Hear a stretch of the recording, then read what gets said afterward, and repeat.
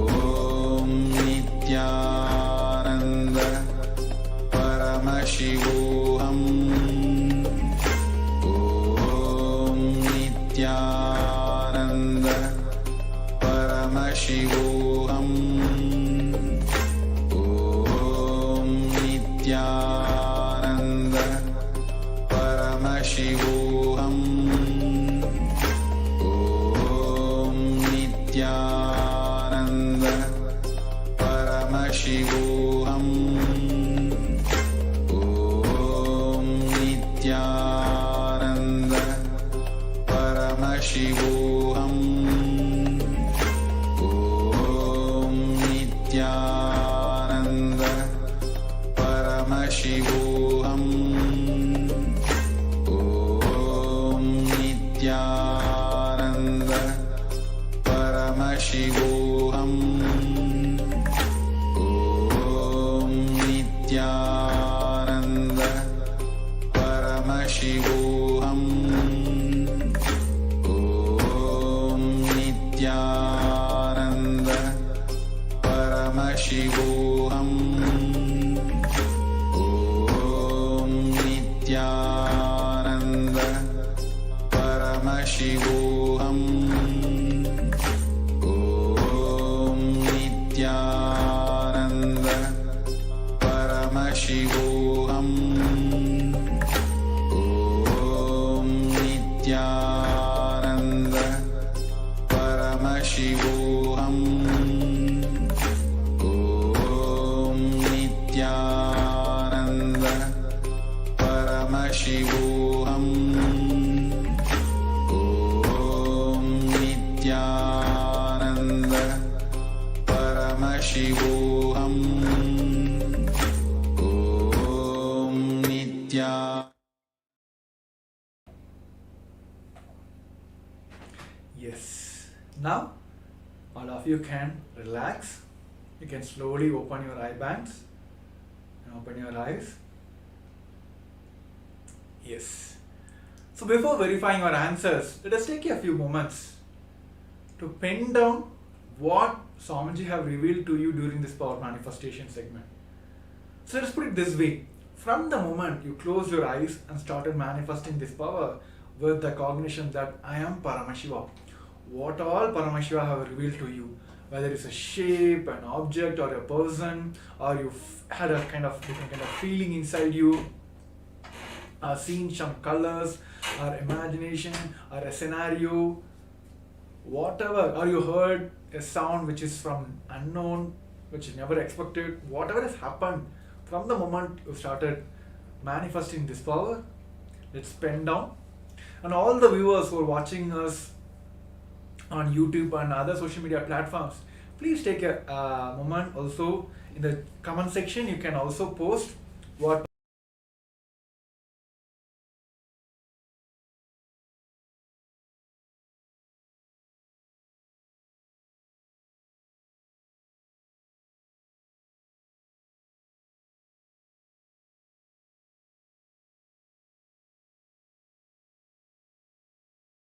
comment section. You can also post what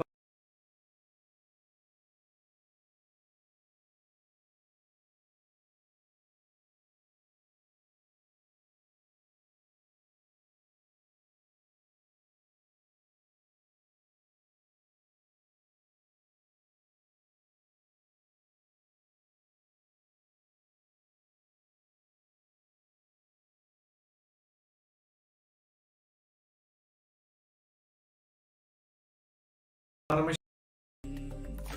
Om Nithyananda Paramashivoham.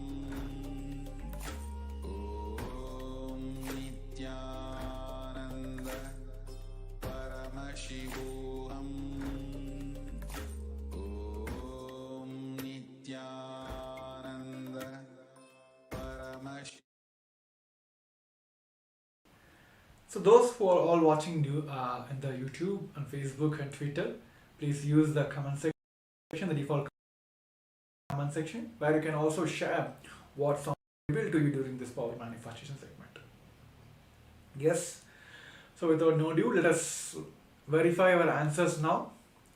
So here, this is a picture which is projected for you during this power manifestation segment, which is typically an office building with a glassy finish.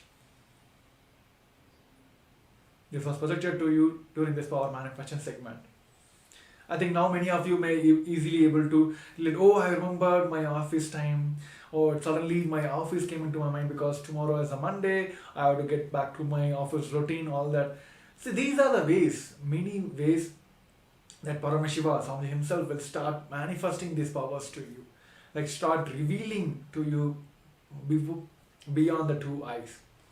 So now, our responsibility now is take this moment, enjoy this moment and share with everyone. Let this moment maybe like how we will keep a wall of frames, that we will keep like best moments in our life and put it a wall of frame in our life, like in our house, right? It can have multiple purposes. The moment you look at those frames, you will just remember those incidents, how the whole scenario was. Maybe you graduated from a 12th grade with A plus or a first class. The moment you see that picture, it always gives you the same kind of feeling, bio-memory, bio-energy, everything, that you can go back to that same incident and relive the entire incident. So you will have the same experience how you had that time. Same way, whenever you start manifesting these powers, moment you finish power manifestation, make yourself and make your own video and share it on social media.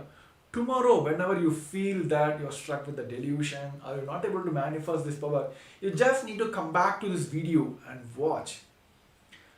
The powerful cognition which helps you to manifest today will same powerful cognitions will help you manifest later also. So that is the core principle, the core benefit of making this moment share with multiple people. And of course, whenever you share the happy moments, it multiplies in, I would say, no, we can't call it as a numbers, right? So that is the reason I request all the participants who are manifested, and even if you are yet to manifest, put it in that way, I'm yet to manifest these powers. So right, yes. I think with this, we'll be moving on to the next segment. This segment is specifically for the people who asked the question, how can I manifest? How can I be in the state of that I am Paramashiva? So let us all understand that anything other than that I am Paramashiva, if you're having anything in your life, just decide and be clear, it is a delusion. Anything other than in your life that you feel that I am this, I am that, all that, oh, this is there, that is there, I have to become, I have my career, all that. Anything other than you being Paramashiva, you feeling that I am Paramashiva is a delusion. Maybe today world is very, I would say, like widely speaking about Maya matrix, right? So this is what Hinduism have taught us, like Sanatana Hindu Dharma has given us a core principle in our life, that I am Paramashiva. So anything other than that, it's a delusion. I would say call it as a Maya matrix. Either the Charya Pada or Kriya Pada or Jnana Pada, all this put together to give us experience that I am Paramashiva, Paramashivoham. Anything other than that, what you experience, what you're having now, what you want to have in your life is all delusions. So now we're going to have a short video clip from the Supreme Pontiff of Hinduism, where Swamiji himself gives this very right understanding about how the entire world, this whole Maya matrix works.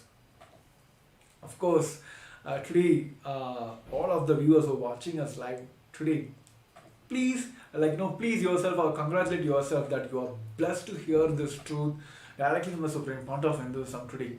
And also, we are heading towards Ganesh Chaturthi, the most beloved god of, I would say, like in Hinduism, the most celebrated god in the Hinduism. Of course, he is a Lord of completion. And Swamiji also has spoken about, he is the visa entry person for KAILASA. So whoever want to experience KAILASA, moment start connecting with Ganapati, he is the visa entry guy. Moment you pass him, moment you please him, of course the next person will be Nandi. He will just give the visa to you to experience and reach KAILASA. So now let us understand directly from the Supreme Pontiff of Hinduism that how we are struck with this Maya matrix. So before getting into the video, I request all the participants to put your understanding of Maya matrix, or if you understand about what is Maya matrix and what are the Maya matrix you are struck with.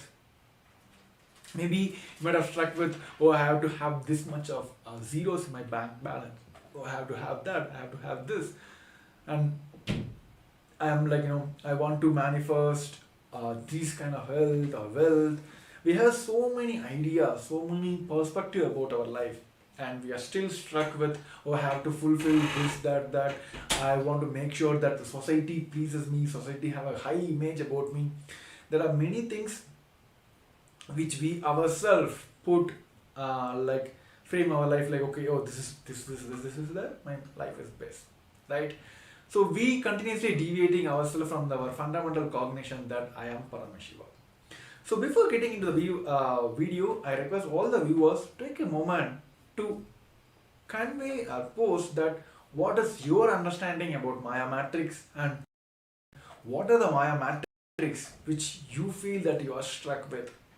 The moment you get these clarifications, of course, today we're going to have some darshan where Bhagavan himself is giving us the experience of rewriting our past and manifesting the future we want. So yes, let us take a few moments. At least you can have a next 30 seconds to quickly pen down what is your understanding about Maya matrix and what are the Maya matrix which you feel that you are struck with.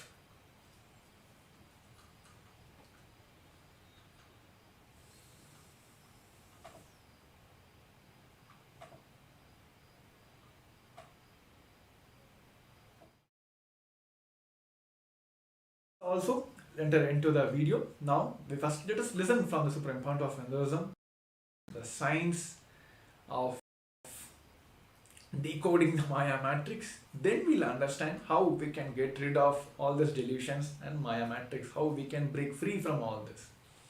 So I request all the participants, viewers, for the complete listening. Yes. Everything in your inner space which does not allow you to manifest Sadashivoham is fear. It is like a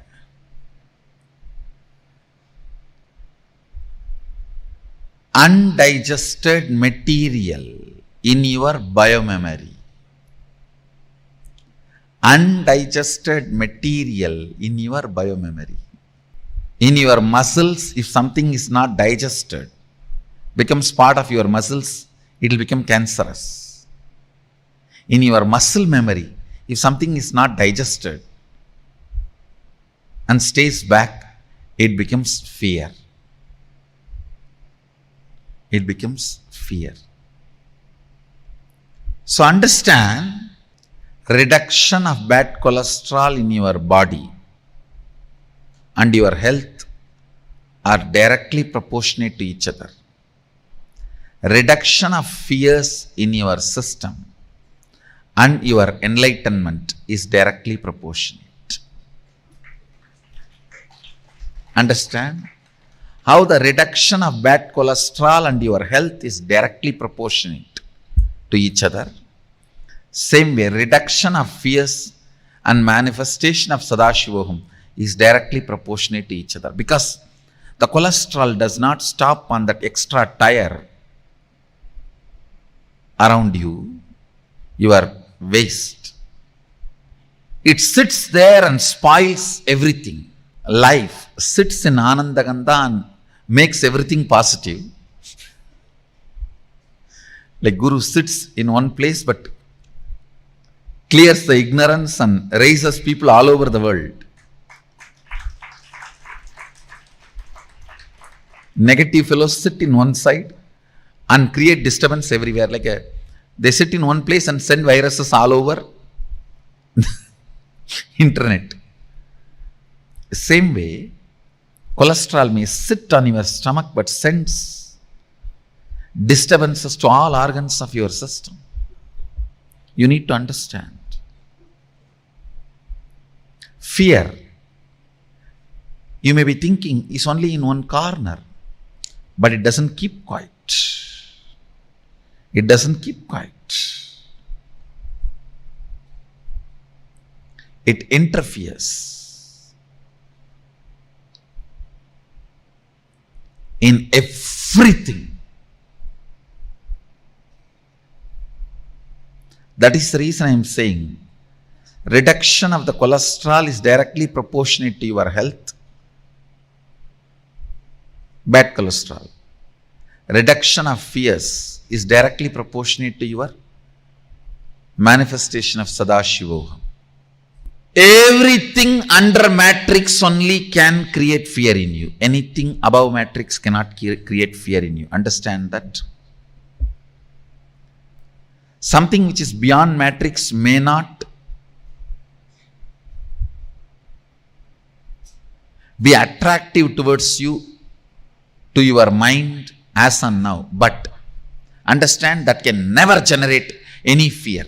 Fear cannot be generated by something which is beyond matrix. So all fears are by the things under the matrix. Anything under the matrix. See how you have to deal with matrix, You should make him as comedy villain, not even a real villain. Like comedy police. If you see in Tamil movies, always the police will come after everything is done to carry the dead body. The bodies which are fallen here and there will be fight, hero will be dun. The funny thing about Indian movies is the villain will be going in helicopter, hero will go in bullock cart and catch the villain. Hero will go only in bullock cart. Villain will be going in a helicopter. But somehow hero will catch the villain. Anyhow, make your matrix comedy villain, comedy police. The way you have to deal with this,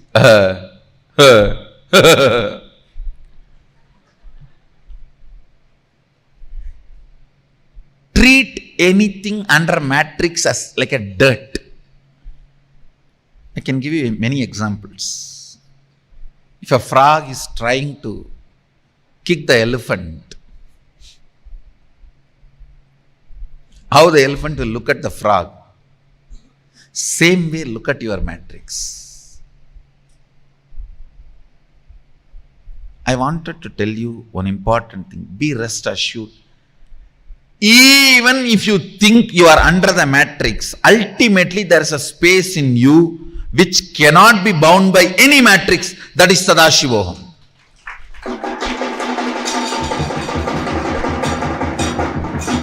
Ultimately, it does not give up on you. When you melt down the fears, you will understand what I am saying.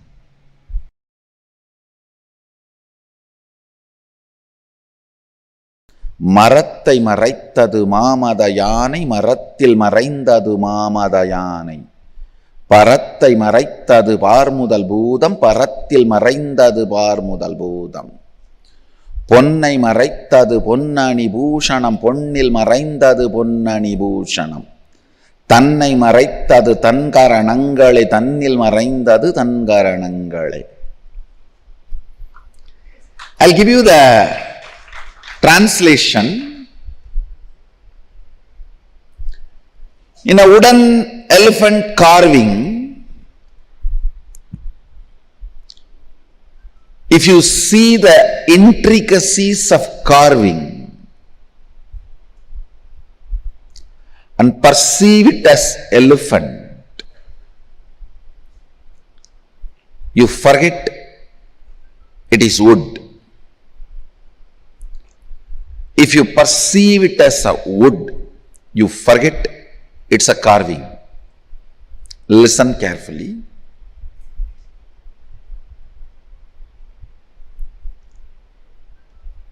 When you get involved in every intricacy of what is shown in front of you by building an opinion about everything as good or bad, You are caught in the Maya matrix. Listen.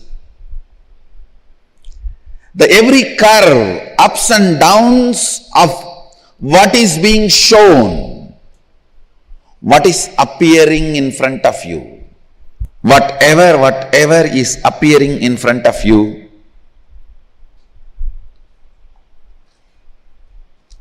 listen carefully. Getting involved with opinions, whether it is good or bad, keeps you engaged in Maya matrix.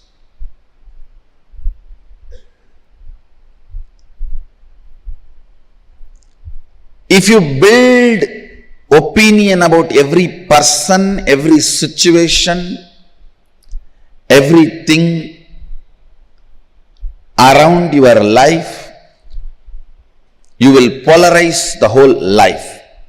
All this good for me, all this bad for me.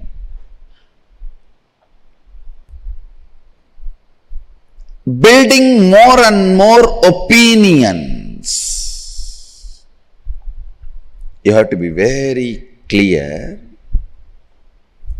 Building more and more opinions about the things you are seeing within the matrix keeps you engaged with the matrix and establishes matrix's authority over you. Understand? Building opinion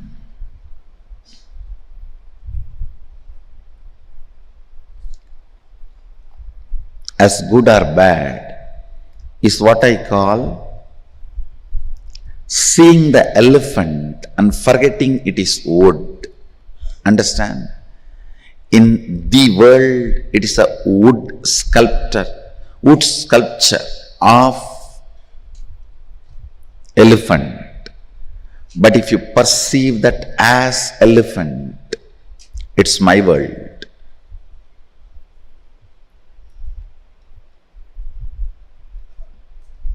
It may look very funny, but I should ask this question. In your iPad, when you are seeing some video clip about cobra or python or a big snake, how many of you don't even touch the iPad where the face or the head of the snake is? Raise your hand. Do you remember you are all adults? And it cannot bite you from inside the iPad. Listen.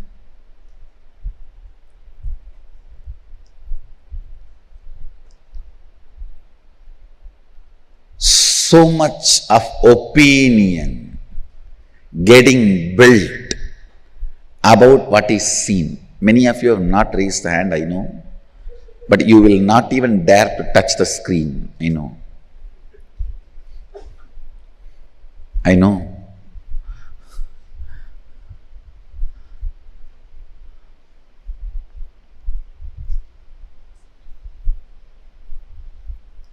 Now in LED screen, if I project a huge cobra which is moving, a video about the cobra, let me ask and let me see how many are able to touch the LED screen.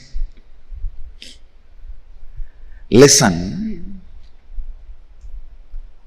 it may be very simple pattern, it may look too simple, but it is not. I want you to contemplate on it. It is one of the very important revelation I wanted to share today.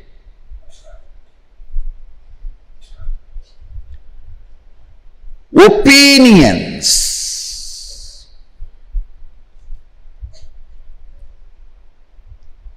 Building opinion about everything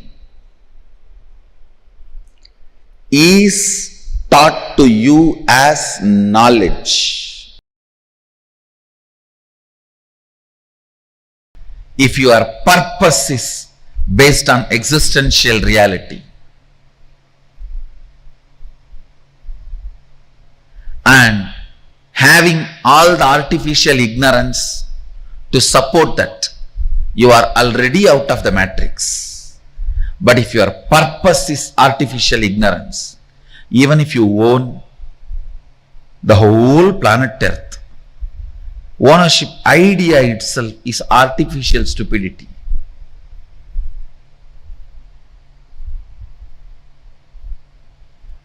Within the matrix, anything you do is waste of your time, which is life for you. Your time is money for your boss, pleasure for your beloved.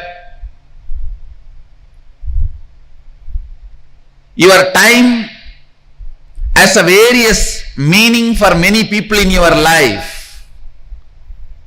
But for you, your time is life. Understand the meaning of your time. For your boss is money. Meaning of your time for the people who is in love with you or loved by you is attention, love. Meaning of your time for your son or daughter is to have what they want, their education or their house or whatever they want. Each one of them have a different meaning for your time. Your meaning you need to have for your time. The word your time, the meaning you need to have is your life. Understand, if your purpose is existential reality and artificial ignorance, artificial intelligence of the matrix is used to support it, great, you are out of the matrix. But if your purpose itself is artificial ignorance or artificial intelligence, I tell you, you are wasting your life. You are not living, you are grown. You are not living, you are grown. When you hook your gadgets to the grid, be very clear, you are hooked, not your gadgets. When you hook your gadgets to the grid, you are hooked to the grid, not your gadgets. Your gadgets are the tub in which you are sleeping and you are hooked. The artificial pleasure you feel in your Facebook friends and the gadgets, with that is the liquid, lubrication liquid on which you are grown. Understand, it is 110 volt current in the Matrix movie. I'll call it as a 120 because 120B is conspiracy in Indian IPC. It's a 120B, greatest conspiracy against humanity. Please listen.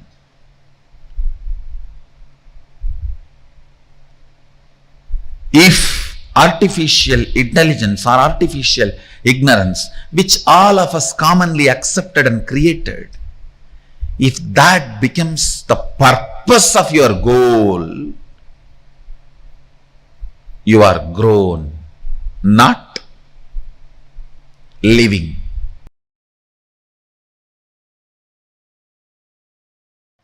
Jiva, listen, the individual existence, perceptional,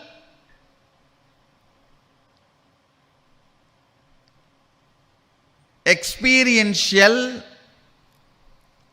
comparative, all put together, your individual existence is jiva. It goes through 25 states of consciousness.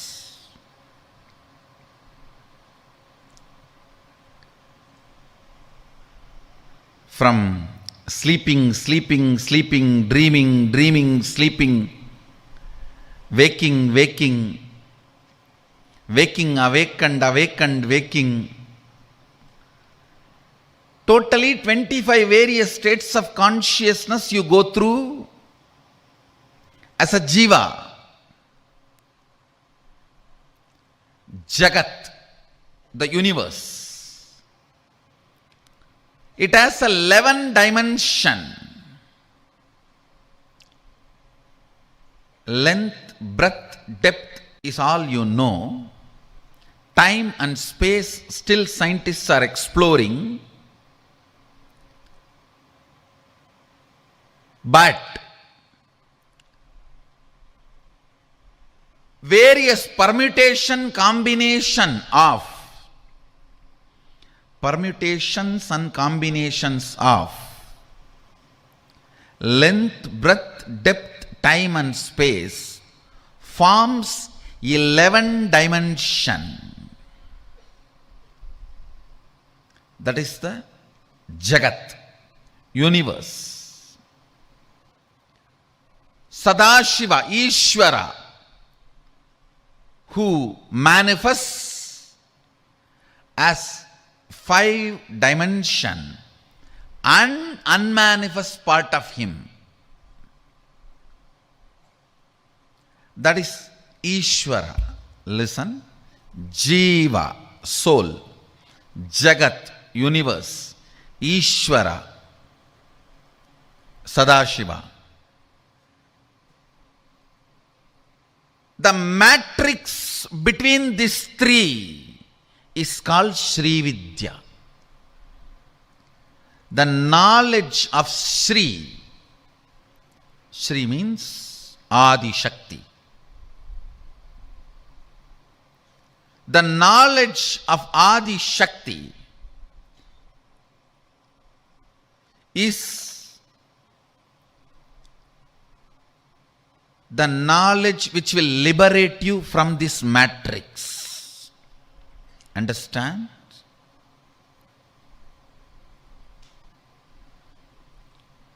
When you are caught in this matrix,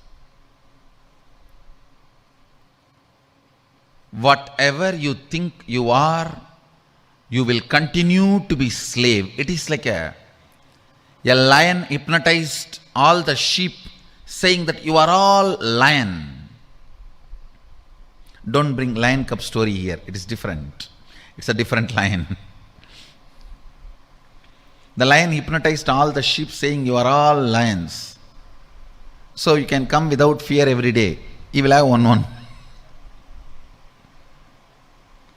Even what society teaches you, the choices as freedom is nothing but you being hypnotized. You being sheep and hypnotized as lion.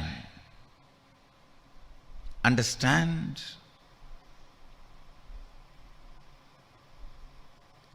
That is why Kathopanishad again and again insists on right, not the pleasant.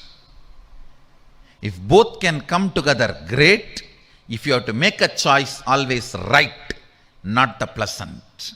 Because most of the time, in the form of the pleasant, enters matrix into you. Listen. Listen. I'll tell you, when you fall into the matrix, Maya, when you fall into the Maya, I'll tell you exactly. Listen carefully.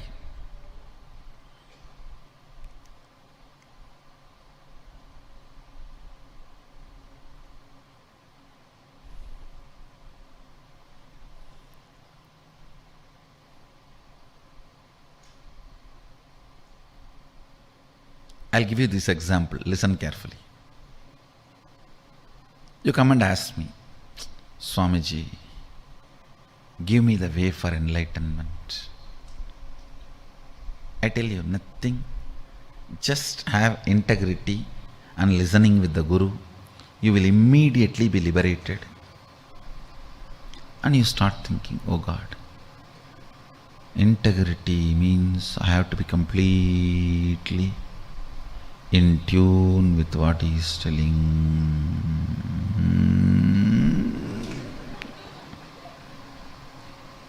And listening, maybe. I think I tried 2-3 times, it did not work out. So I'll start practicing first integrity with my father, mother, brother, husband, father-in-law, son-in-law, daughter-in-law. Then I'll bring integrity with master. Gone. You have already fallen into the matrix. Listen. If you feel, the moment you feel, I tried being integrated and listening, but enlightenment did not happen.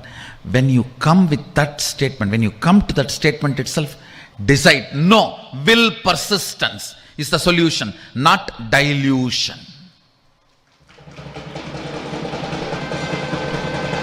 Understand the first principle. The first principle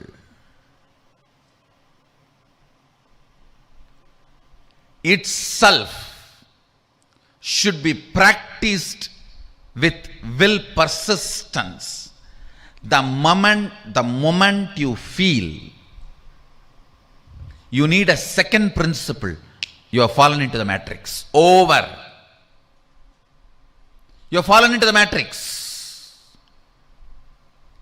If I say, unclutch now, I'll give you enlightenment. And you say, I tried unclutching many times, it doesn't work. So let me start the completion. I'll pen down all my pain pattern and complete one by one and remove all the load and do the catharsis, cleaning up. Then I'll come to the unclutching. Gone. You are under matrix. You are under Maya. The first principle. If I say unclutch now, I'll give you enlightenment. If I say come to integrity and listening now, I'll give you enlightenment. Hanging on to that, if you are failing, use persistence to make it successful without dilution is Sri Vidya. Sri Vidya means the will persistence.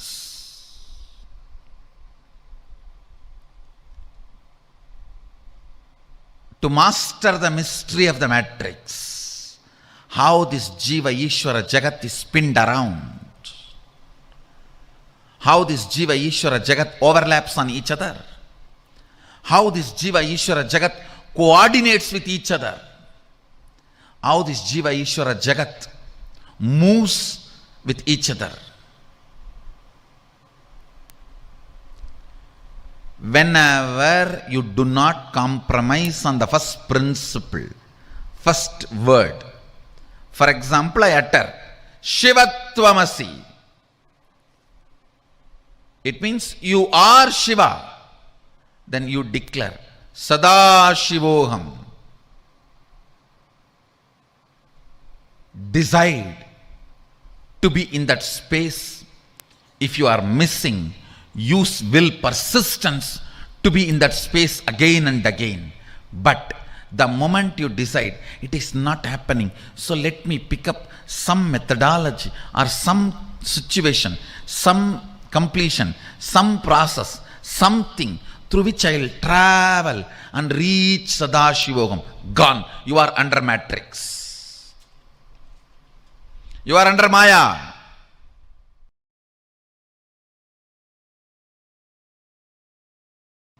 understanding the Maya matrix,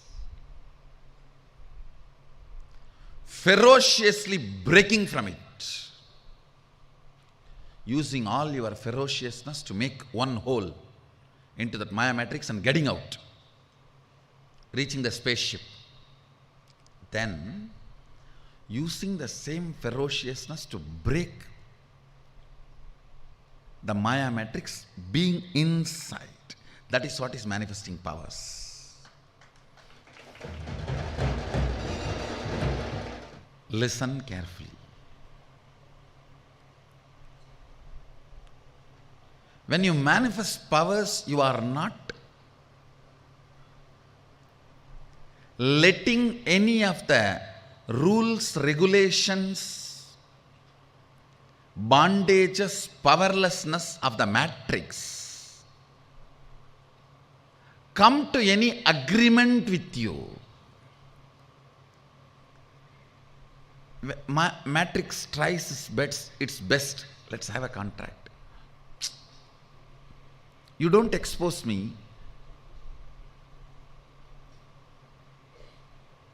But you are very clear. I am not going to have anything extraordinary by you giving me like a bhiksha. I'll break you, only then I will have powers. Not by having understanding with you, but by making you shiver. Listen. That is the attitude of a Shaivite. Even the reality, grahas, cannot touch, disturb a man who is beyond the Maya matrix. Accident cannot happen to a being beyond Maya matrix. If you read the Kolar Padikam of Jnana Sambandhar, how beautifully he describes. He does not stop with just 9 grahas. He says, the wild animals, other devatas, thieves, forest fire, nothing can touch you. Nothing can touch you. The whole Kolar Padikam of Jnana Sambandhar,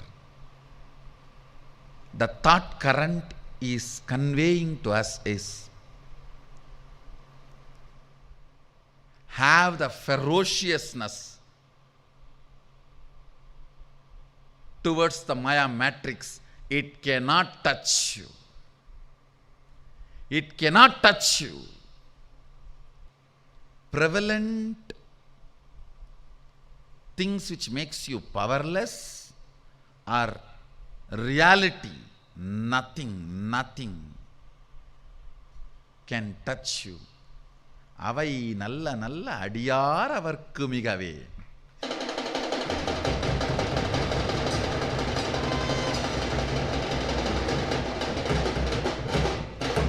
That's the beautiful word he uses, ending every stanza.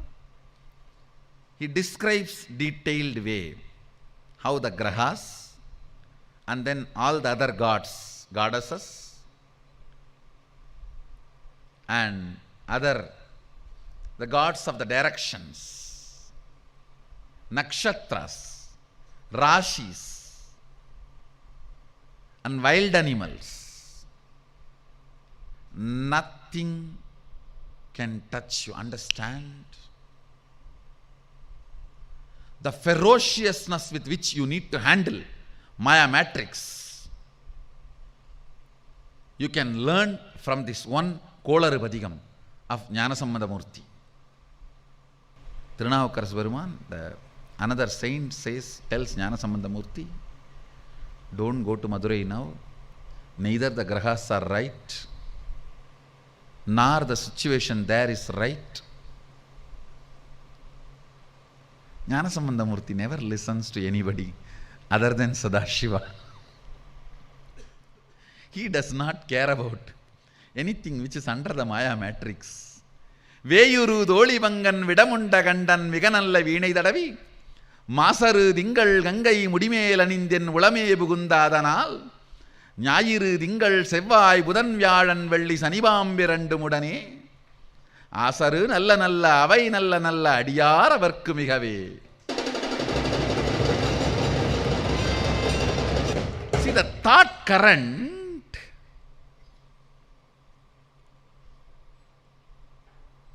when I know reality is my purpose, I cannot entertain the powerlessness, victim pornography, and I cannot be affected, I will not be affected by any of this powerlessness. The child, see the ferociousness. One more thing, it is not the arrogance of ignorance, no.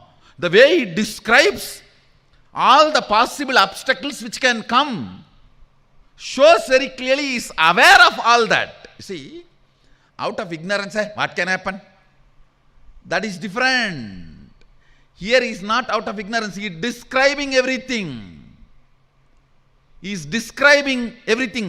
என்போடு கொம்பு ஆடாமை இவை மார்பிலங்க எருதேறி ஏழையுடனே பொன்பதி மத்த மாலை புனல் சூடி வந்தென் உளமே புகுந்தாதனால் 9 ஒன்றும் 6 18 உடனாய நாங்கள் ஆள்கள் அவைதாம் அன்போடு நல்ல நல்ல அவை நல்ல நல்ல அடியார் அவர்க்கு மிகவே. He is describing every possible danger, and then he says all that will be only good for the person who is carrying Sadashiva within him, who is beyond matrix. His purpose, because his purpose is beyond matrix, he does not bother about anything which is under the Maya matrix. The ferociousness you need to have to handle the Maya matrix.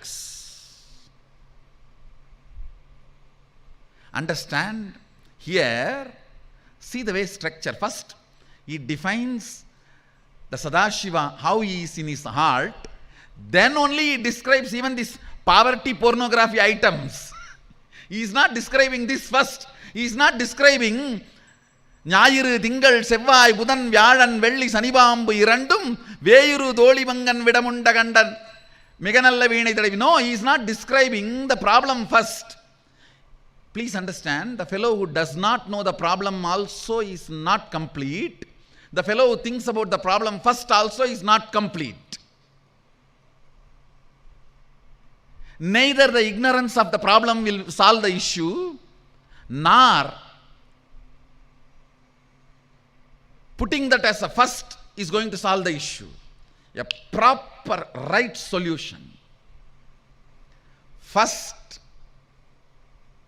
be very clear. The matrix has no place in you. Beyond Maya matrix only sits in your heart. He says, Veyuru Dolivangan Vidamunda Gandan. Even the description of Sadashiva, see, Veyuru Dolivangan Vidamunda Gandan means the worst matrix. Alahala, that itself is swallowed and kept in his throat. Even the description of Sadashiva, who is beyond matrix, is sitting inside me. It's a beautiful story actually. After having the whole alagala in his throat, he is playing veena, Rudra veena, and enjoying the taste. You need to know, Rudra veena can be played only when you are in high awareness. It means even the alahala cannot make him miss even awareness. After drinking alahala, he proves he is in the highest awareness by playing Rudra veena. Understand this 3 word. Again I will remind. First, understanding the matrix. What is your inner space holding as purpose?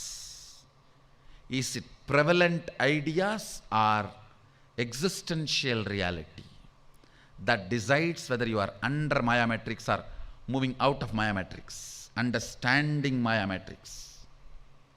Second, being ferocious with Maya matrix. If you are already bitten by Maya matrix, even with you, be ferocious. With that part of you, be ferocious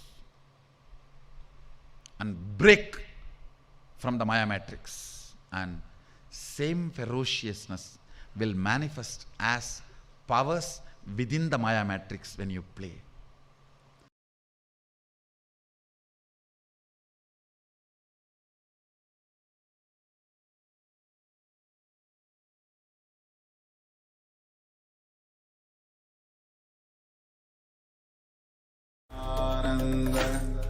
Paramashivoham.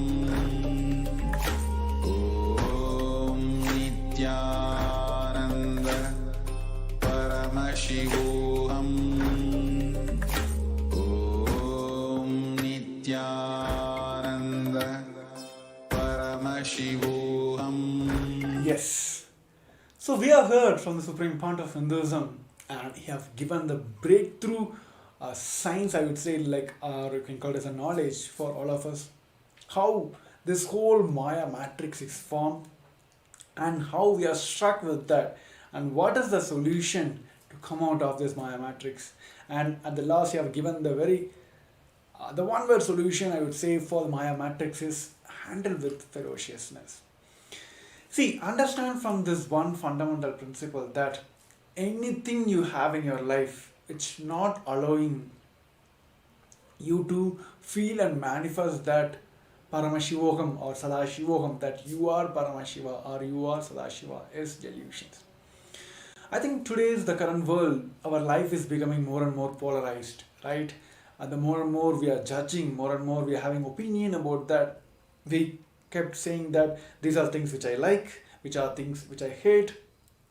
So we kind of created more and more opinions about the life, about the people, or the situations, or the actions you're dealing with.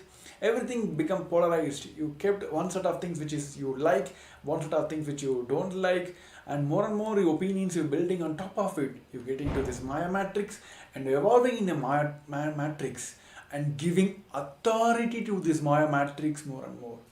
And tomorrow, of course, you have this opinion, and tomorrow if something comes over contrary towards that, you're giving over authority, you're giving more authority to this Maya matrix. That is where we are struck in the today's world now. So let us hear, like, through this internalizing exercise, we're going to understand that how much Maya matrix we are filled with, how much matrix we are filled with, and what is the solutions we're going to have to come out of it. So you understand that if you build opinions about every person, every situation, everything around your life, you will polarize the whole life. All this is good for me, all this is bad for me. Building more and more opinions, you have to be very clear. Building more and more opinions about the things you are seeing within the matrix keeps you engaged with the matrix and establish matrix authority over you. That is the thing, that is the point where we all fail and we all struck with.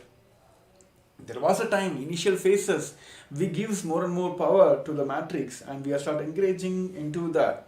But later, it takes authority over you. We give the more authority to the matrix over us. These opinions, building opinions about everything is taught to you as a knowledge. Your time is money for your boss, right? The pleasure of your beloved. Your time has a various meaning for many people in your life, but for you, your time is the life. If your purpose is based on existential reality and having all the artificial ignorance to support that you are already out of the matrix, but if your purpose is artificial ignorance, even if you own the whole planet Earth, ownership idea itself is the artificial stupidity. So sit today and try to understand how much of you is matrix filled and Maya matrix filled. So let's take a moment now. I will guide you. This whole process is a guided meditation. We'll be guiding you to the step-by-step process. Understanding the matrix, what is your inner space holding as purpose? Is it like prevalent ideas or existent reality that decides if you have under Maya matrix or moving out of Maya matrix? First, let us understand your understanding about the Maya matrix.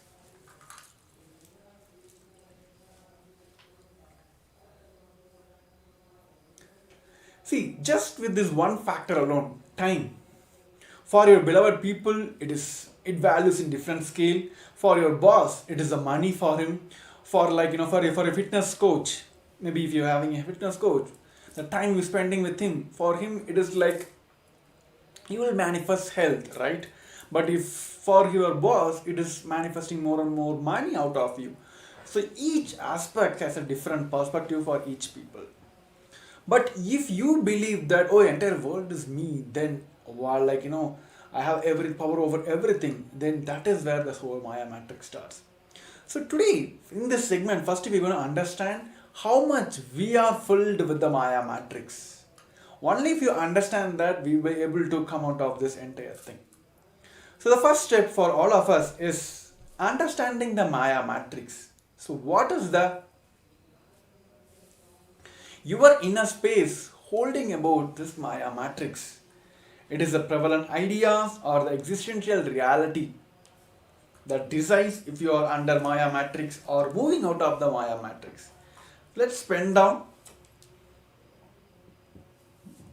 how much we are filled with the Maya matrix. What are the things in your life? What are the decisions in your life which you feel that you are still holding on to it and which has a power over you?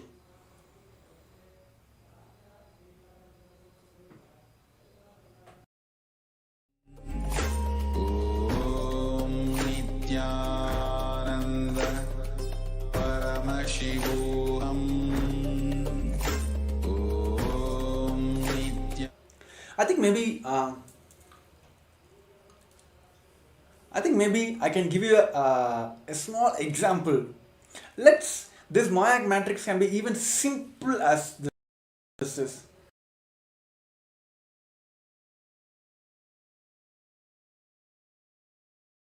How many of you have the habit of having a cup of coffee every day?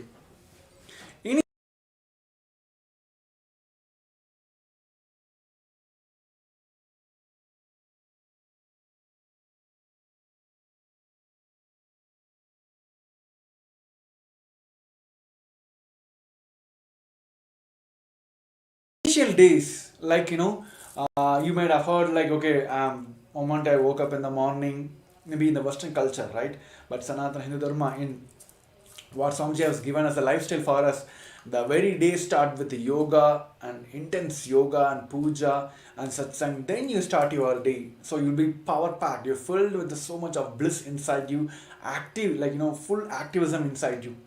But okay, there might be people who have this lifestyle of, even if you are in the vacations or if you are outside your homeland where you don't able to practice all this.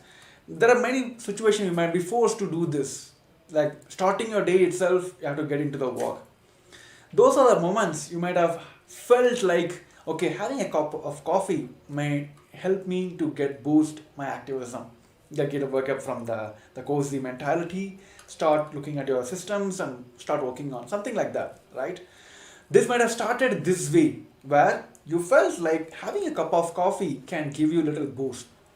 But over a period of time, you started believing this is a matrix. You're stuck with your matrix that only if I have the coffee, I will be able to perform active mode.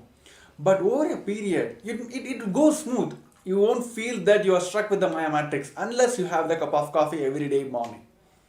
The day when you are not able to manifest a cup of coffee in your table, there you will get hit, right? You will completely, the entire Maya matrix is a kind of web, will sit on your top and say that you cannot be active unless you have the coffee. Then if you're forced to have you don't have a coffee at that day, the whole day will be ruined saying that I cannot be active because I don't have a coffee in my day. So they're as simple as it is. That's how we are struck with the Maya matrix, and this Maya matrix having the whole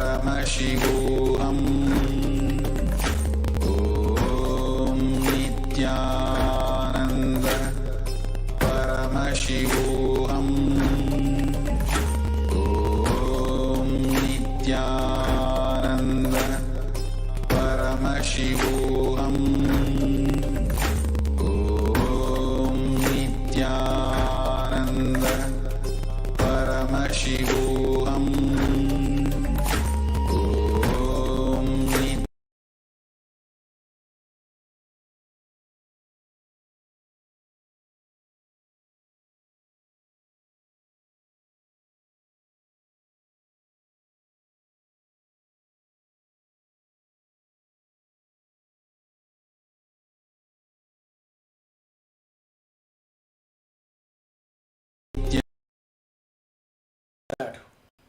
I'm not going to give authority to Maya matrix to play more and more role in my life.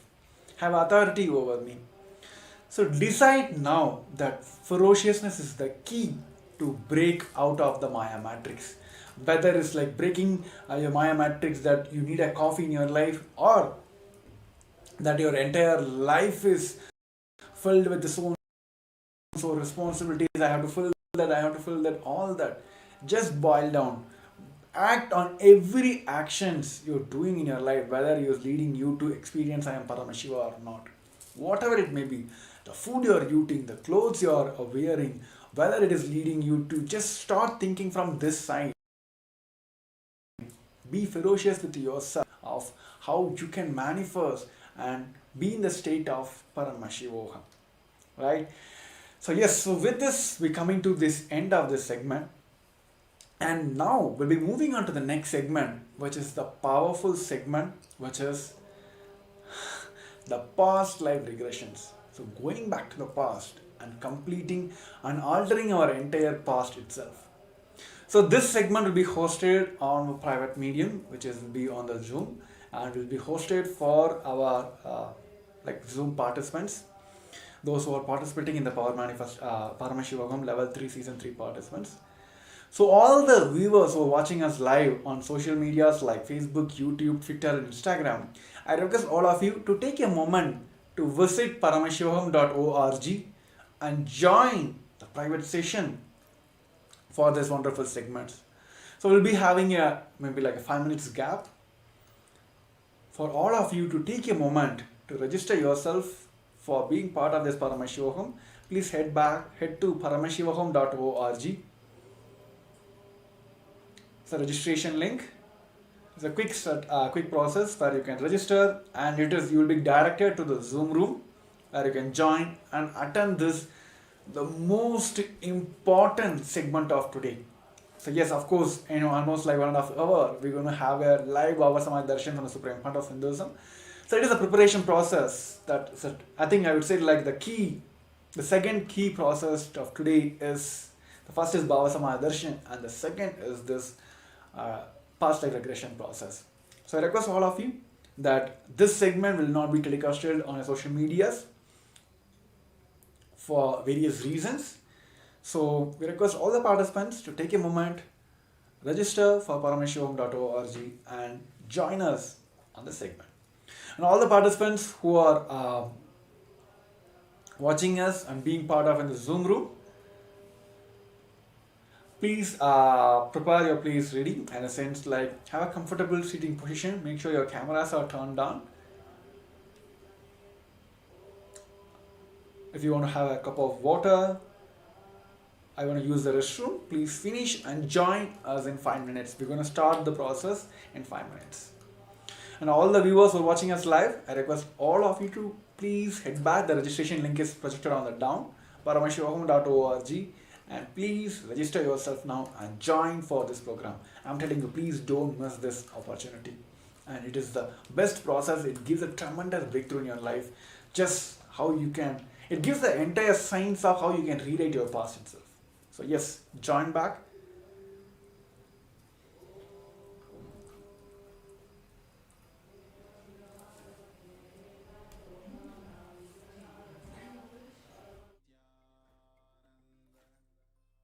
Paramashivoham.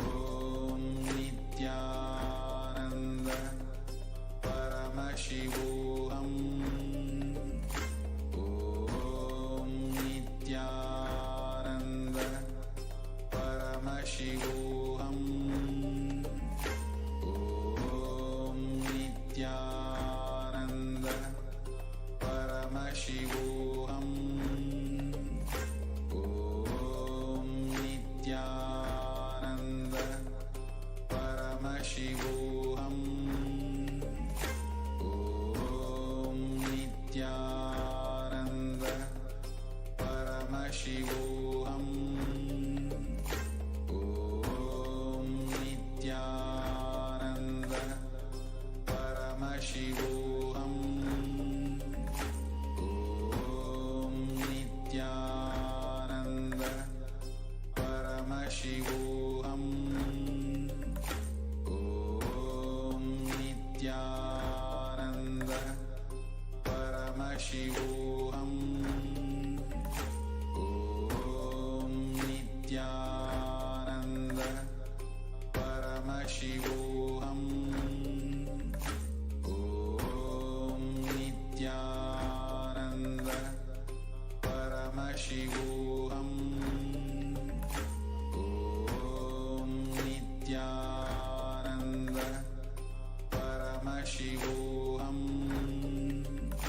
Om Nithyananda Paramashivoham. Om Nithyananda Paramashivoham. Om Nithyananda Paramashivoham. Om Nithyananda Paramashivoham. Om Nithyananda Paramashivoham. Om Nithyananda Paramashivoham. Om Nithyananda